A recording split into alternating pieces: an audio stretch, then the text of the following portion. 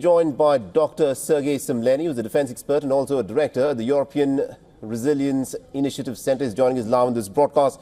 Mr. Semleny, thank you very much indeed for joining us here on WION. Let me ask you this. The fact that Marc Fogel has been released by the Russians and the American president claims that the Russians have got nothing much in return. But the significance of Witkoff being the senior most American official traveling to Russia, does that indicate that the United States and Russia can find common ground to agree on many other aspects that Donald Trump is looking at?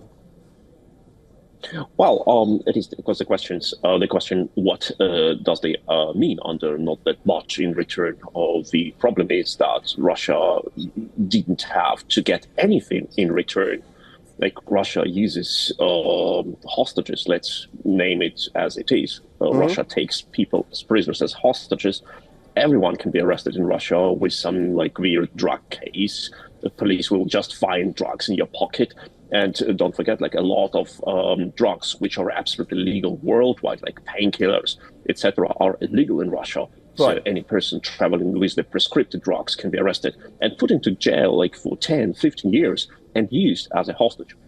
That is not what Russia does seldom. Russia does it all the time, not only with the Americans. The German people, British people, other people, they get arrested massively in Russia and being used as an exchange material for real criminals, for murderers, for spies, for terrorists who Russia used outside of Russia to assassinate people.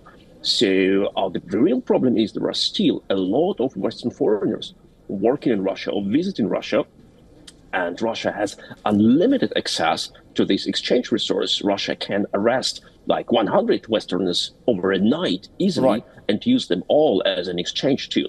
So that is the problem. Instead of coming to Russia after the next such case and tell, what can we do for you to get this guy out of your jail? We should have arrested people here in the West who are doing bad things, really bad things, who are spies, who are making their political influence hostile, toxic political influence, bribing our politicians and say, okay, you've got our people, we've got your people, let's exchange them. It's interesting that you're saying that there are lots of people who could be spies that the West should probably go ahead and arrest. Now, officially, what has been said is that Marc Fogel was a teacher. He'd also worked apparently in the American embassy before, so he's not being dubbed a spy. He was arrested for being in possession of about 17 grams of marijuana. But the fact that the optics that are playing out, that this man, Marc Fogel, is standing right next to the American President Donald Trump with an American flag draped around him, and Witkoff having visited Russia to secure his release, what is the significance of the optics of what we're looking at? Well, it is, of course, a great day for the family of this guy. Great day, and they should be happy and celebrate it and say, thank you, President Trump. We have got our dear brother, son, husband back home. Of course, it's a good day for his family. But at the same time, as I said, it is a sign against Russia. Look, we can be pressed by you. We can be blackmailed. And a lot of people, a lot of Westerners who work in Russia, they are extremely naive. They say, okay, nothing has happened to me since the last years I have worked here. I have a Russian girlfriend, I have Russian friends, I know cafes, life is good in Moscow, nothing bad will happen here. But it is we know cases as a US Marine from Okinawa, I think, from Japan, just went to Russia to visit his Russian girlfriend who he met on Tinder. Guys, you don't do this, we are in war.